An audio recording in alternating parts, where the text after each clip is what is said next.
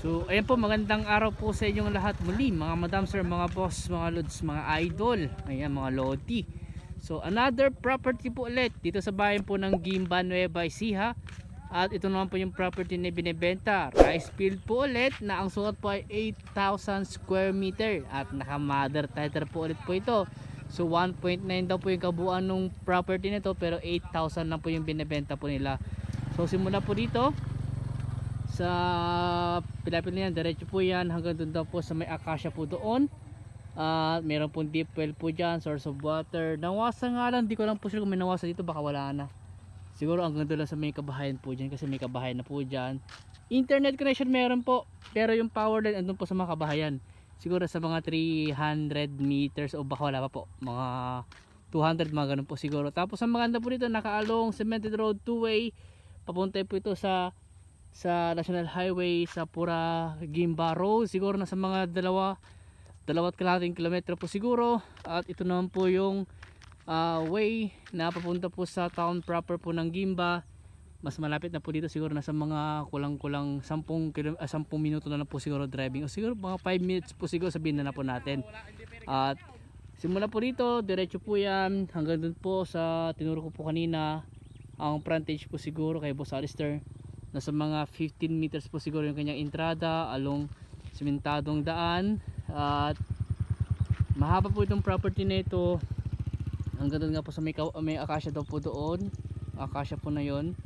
So ang estimate kong land po niya, ang haba niya siguro sa mga 50, 100 to mga 250 po siguro, mga ganun po siguro. And then yun po yung mga kabahayan na po yan, oh. Okay, so grabe yung puti ko. So tingnan naman po kung gaano kaganda yung mga ano po ito, yung palayan po nila, oh. Ang gaganda ng ani po nila dito. Tsaka yung butil po ng pali nila matataba. Ang variety ito po ng pali na to, ano to po, Super 222 na tinatawag.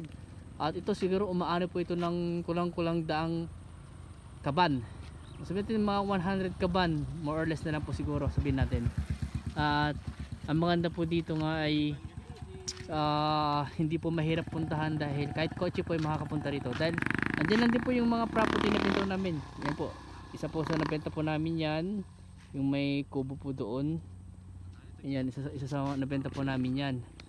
At pasensya na, hindi ko mapuntahan yung ibang part ng property, dahil tignan nyo na po kung gano'ng kaputik po. Ayan, so sa Maynila siguro 3 oras po ang biyahe. At talagang maganda po ito talaga sa farming po talaga. At pwede kayo mag-residential sa harap, pwede nyo gawing magtayo ng bahay po dyan sa harap, at sa likod po nya maging ayun, farm nyo na lang po sa likod. Kahit mga 500 square meter ang gawin yung residential nyo po, tapos magtanim kayo ng mga puno po dyan para may silungan. So boss, magkano yung presyo na ito? 1.6 million daw po. 8,000 square meter na 1.6 million po yung presyo po niya.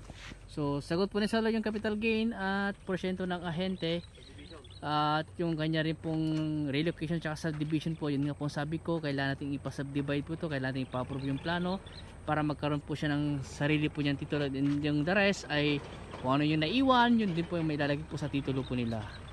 So ganun po mangyayari po dito pag subdivision ang mangyayari kung hatiin yung property kung naka mother title po. So kailangan ipa-subdivide, ipa-relocate, subdivide, tapos ipapapulot natin yung plano sa DNR or LRA. Tapos tax updated naman daw po ito, updated yung amilyar po nila every year, sabi ng aming source. At ayun po, so pasensya na kung wala kaming drone video po, dahil yun nga po, meron pong error sa aming drone po ngayon. So ipapaayos pa po namin siya. So kung may katanungan pa po kayo sa property po na ito, sabi lang po kayo. At kung gusto nyo puntahan tong property po na ito ng personal, mag-schedule lang po kayo para masamahan po namin kayo. Ayan po. So hanggang dito po muna, at maraming salamat po sa inyo lahat, at God bless po.